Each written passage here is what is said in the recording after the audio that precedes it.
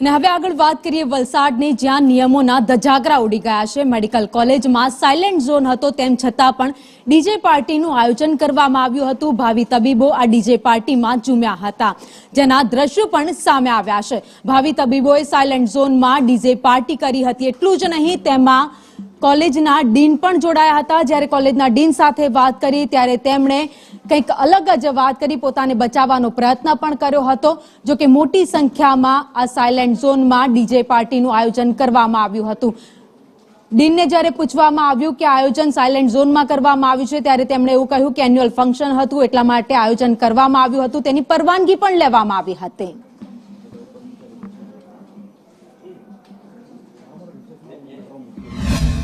વિદ્યાર્થીઓને વાર્ષિક ફંક્શન દર વર્ષે કરતા હોય છે એ લોકો, એટલે એ વાર્ષિક ફંક્શન કરવા માટે જ્યારે અમારી પરમિશન માગી હતી ત્યારે અમે કોલેજ કાઉન્સિલની મિટિંગમાં લઈ અને એ લોકોને 4 દિવસની ફંક્શન કરવાની પરમિશન આપી હતી।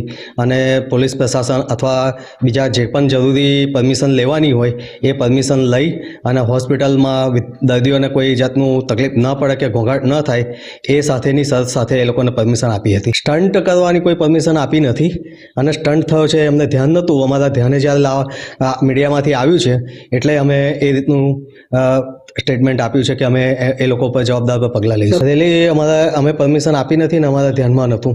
એ ઝૂમતા નથી, ફક્ત એ લોકો જ્યારે એમનું ઇનોગ્યુરેશન થયું અને ઇનોગ્યુરેશન થયું ને ત્યાર પછી એ લોકો ડાન્સ કરતા હતા, એટલે અમને બહુ રિક્વેસ્ટ કરી હતી, એટલે ફેકલ્ટી અડધી મિનિટ માટે કદાચ એમાં અમે જોડાયા હતા। વલસાડ સિવિલ અને મેડિકલ કોલેજના કેમ્પસની અંદર વિદ્યાર્થીઓ દ્વારા એક વાર્ષિક કાર્યક્રમનું આયોજન કરવામાં આવ્યું, જેમાં વિદ્યાર્થીઓ ડીજેના તાલે ઝૂમ્યા। સાથે સાથે કોલેજના જે ડીન છે તે પણ વિદ્યાર્થી સાથે ડીજેના તાલે ઝૂમતા જોવા મળ્યા હતા। જો કે આ સમગ્ર પ્રકરણના જે વિડીયો છે એ વાયરલ થયા હતા। વિદ્યાર્થીઓ ડીજેના તાલે ઝૂમતાની સાથે સાથે બાજુમાં સિવિલ હોસ્પિટલ આવેલી છે અને આ સિવિલ હોસ્પિટલ એટલે કે સાયલેન્ટ ઝોન, તેની અંદર ખૂબ જ વધુ પ્રકારના દર્દીઓ જે છે તેઓ સારવાર લઈ રહ્યા હોય છે। તેમની પણ જે છે આ ધ્વનિ પ્રદૂષણના કારણે તેમની પણ જે હાલત હોય છે તેમાં પણ સુધારા આવવાના બદલે આ ક્યાંક ને ક્યાંક આ ઘોંઘાટને કારણે તેઓને પણ તકલીફો થઈ હતી। તેની અંદર આ પ્રકારની ડીજે અને ફેરવેલ પાર્ટી થતી હોય છે અને ત્યાં વિદ્યાર્થીઓ આ પ્રકારે ઝૂમતા હોય છે અને તેમની સાથે